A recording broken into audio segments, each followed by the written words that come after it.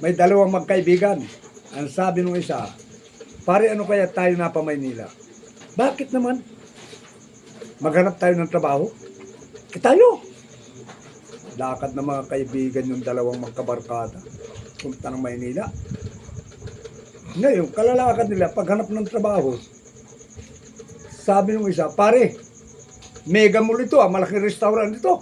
Oh, malaki restaurant ka, no? Malaking restaurant ito, kain tayo. Kumain yung dalawa. Pakakain yung dalawa.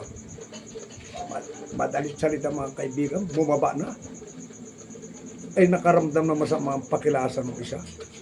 Sabi pare, alam mo ba ang CR dito? Ay, malay ko sa CR pare. Ay galing tayong probinsya. Ay pare, masamang pakilasa ko. Humanap ka na ng silupin at supot. Ay di ikot yung barkada niya, ikot. Naghanap. Madalit salita nakakita. Pare kumubli doon sa may halamanan. Nung nakatapos ay binuhol. Ay pare, wag mo atapon yan. Madami nagadaanan dito. Makikita, oh. Marami nagadaanan dyan sa kalding yan. At tinapon mo pare, patong sa ulo yan. Naku, ay di lakad yung dalawa, bit-bit. Pagdaan nila, sabi nung isa, pare kayo nagatimbunan doon sa palengke. Tayo daw, panuorin natin kung anong nagawa doon. Nako, mga kaibigan, eksakto, nagahuli ng timbangan doon sa palengke. Sabi nung nagahuli, doon sa akin sa opisina, anong daming nadating na reklamo. Pero anong gawa nyo?